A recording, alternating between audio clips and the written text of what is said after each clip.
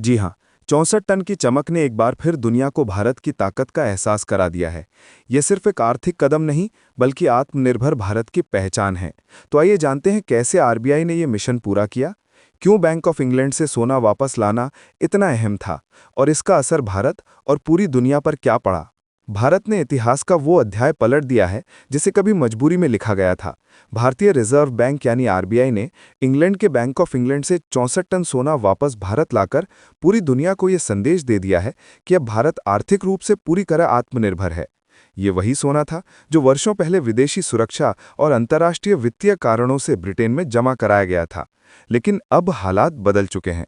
आज का भारत किसी की शर्तों पर नहीं चलता, बल्कि अपनी शर्तों पर फैसले लेता है। आरबीआई ने यह ऑपरेशन पूरी गोपनीयता के साथ अंजाम दिया। महीनों की तैयारी और सुरक्षा मंजूरियों के बाद भारत ने विशेष विमानों के जरिए इंग्लैंड से ये सोना वापस लाने की प्रक्रिया शुरू की। बताया जा रहा है कि यह ऑपरेशन इतने स्तर पर गोपनीय था कि बहुत कम अधिकारी इसकी जानकारी रखते थे।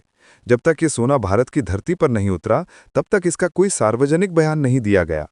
करीब 64 टन यानी 64,000 किलोग्राम सोना, जिसकी कीमत वर्तमान दरों के अनुसार लगभग 40,000 करोड़ रुपए से भी ज्यादा है, अब भारत के रिजर्व बैंक के नागपुर और मुंबई के वॉल्ट्स में सुरक्षित रखा गया है। ये फैसला सिर्फ एक वित्तीय निर्णय नहीं, बल्कि एक प्रतीकात्मक जीत है। ये दिखाता है कि भारत अब अपनी संपत्तियों की सुरक्षा के लिए किसी विदेशी संस्थान पर निर्भर नहीं है। भारत और सोने का रिश्ता सदियों पुराना है। कभी यही धरती सोने की चिड़िया कहलाती थी, लेकिन औपनिवेशिक काल में विदेशी ताकतों ने इस संपत्ति को लूट लिया था। आज वही भारत फिर से अपना सोना अपने घर ला रहा है। यह केवल आर्थिक वापसी नहीं, बल्कि एक ऐतिहासिक न्याय भी है। जब भारत ने आज़ादी के बाद अपनी अर्थव्यवस्था को मजबूत करने की कोशिश की, तब वैश्विक व्यापार और लेन देन के लिए भारत को अपने कुछ सोने के भंडार को विदेशों में रखना पड़ा था।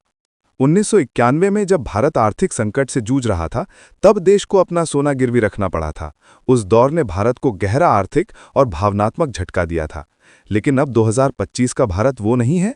आज का भारत वैश्विक आर्थिक शक्ति के रूप में उभर चुका है। अब भारत अपना सोना गिरवी नहीं रखता, बल्कि दुनिया को दिखाता है कि आर्थिक आज़ादी कैसी होती है। आरबीआई के इस फैसले को वैश्विक आर्थिक विशेषज्ञ भारत की नई गोल्ड पॉलिसी की दिशा में एक बड़ा कदम मान रहे हैं। अब भारत धीरे धीरे अपने सारे गोल्ड रिजर्व को देश के भीतर सुरक्षित रखने की ओर बढ़ रहा है। ऐसा करने से न केवल भौतिक सुरक्षा सुनिश्चित होगी, बल्कि देश के पास आर्थिक संकट के समय अपनी संपत्ति तक तत्काल पहुंच भी होगी। इस पूरे मिशन में भारतीय वायुसेना और सुरक्षा एजेंसियों की भूमिका बेहद अहम रही। ये सोना किसी आम कार्गो की तरह नहीं, बल्कि एक राष्ट्रीय संपत्ति की तरह लाया गया। हर कदम पर सुरक्षा एजेंसियों की निगरानी थी। हर किलो सोने की ट्रैकिंग और दस्तावेज तैयार किए गए। यह ऑपरेशन इतना सटीक और संगठित था कि अंतर्राष्ट्रीय मीडिया भी चकित रह गया। जब दुनिया के कई देश अभी भी डॉलर पर निर्भर हैं, भारत का यह कदम एक नई आर्थिक सोच की ओर संकेत करता है। अब भारत विदेशी मुद्रा भंडार के साथ साथ वास्तविक संपत्ति यानी सोने को अपनी ताकत का आधार बना रहा है। यह फैसला केवल वित्तीय रणनीति नहीं, बल्कि वैश्विक राजनीति का संकेत भी है। भारत दुनिया को यह दिखा रहा है कि अब वो पश्चिमी आर्थिक ढांचे के इशारों पर नहीं चलेगा। कई विश्लेषकों ने इसे भारत का डी-डॉलराइजेशन मूव भी कहा है। भारत उन देशों की कतार में शामिल हो रहा है जो अमेरिकी डॉलर की बजाय अपनी मुद्रा और वास्तविक संपत्ति में निवेश को प्राथमिकता दे रहे हैं। चीन, रूस, ब्राजील जैसे देशों के बाद अब भारत का ये कदम वैश्विक आर्थिक शक्ति संतुलन को पूरी तरह बदल सकता है। अंतर्राष्ट्रीय मीडिया ने इसे भारत की साइलेंट इकोनॉमिक रिवॉल्यूशन बताया है। बिना किसी धमक धमाक के भारत ने वो कर दिखाया जो दुनिया के कई विकसित देश भी नहीं कर पाए। अब भारत का सोना किसी विदेशी बैंक की तिजोरी में नहीं, बल्कि भारत की अपनी धरती पर है। भारतीय रिजर्व बैंक के अधिकारियों का कहना है कि आने वाले समय में और भी सोना भारत वापस लाया जाएगा। इस प्रक्रिया को चरणबद्ध तरीके से आगे बढ़ाया जाएगा ताकि भारत का पूरा गोल्ड रिजर्व अपने नियंत्रण में आ सके। वर्तमान में भारत के पास करीब 800 टन से अधिक सोना है, जिसका एक बड़ा हिस्सा विदेशों में रखा गया है।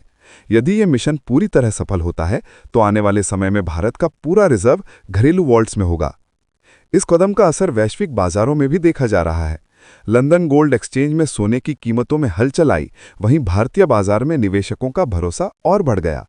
कई वित्तीय विशेषज्ञों का मानना है कि भारत का यह फैसला अन्य विकासशील देशों को भी प्रेरित करेगा कि वो अपनी संपत्तियों को अपने नियंत्रण में रखें। ये फैसला भारत के लिए मनोवैज्ञानिक रूप से भी बेहद महत्वपूर्ण है। 1991 में जब देश को विदेशी कर्जे के बोझ से निकलने के लिए सोना गिरवी रखना पड़ा था, तब यह राष्ट्र के लिए एक भावनात्मक चोट थी।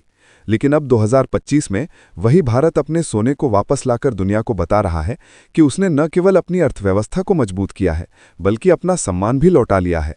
भारत ने एक बार फिर ये साबित कर दिया है कि आर्थिक आत्मनिर्भरता किसी भी देश की असली आज़ादी होती है। जब तक कोई देश अपनी संपत्ति और संसाधनों का मालिक खुद नहीं बनता, तब तक वो पूरी तरह स्वतंत्र नहीं हो सकता। आरबीआई का एक कदम उसी आत्मसम्मान की मिसाल है। अब ये सवाल नहीं है कि भारत ने 64 टन सोना वापस क्यों लाया। असली सवाल यह है कि भारत आगे क्या करेगा। क्या आप शेष गोल्ड रिजर्व भी भारत में वापस लाए जाएंगे? क्या भारत अपना खुद का इंटरनेशनल गोल्ड एक्सचेंज स्थापित करेगा? क्या भारत दुनिया के गोल्ड मार्केट में नई भूमिका निभाने जा रहा है? इन सवालों के जवाब आने वाले वर्षों में दुनिया को मिलेंगे, लेकिन इतना तय है कि भारत में आर्थिक इतिहास की दिशा बदल दी है।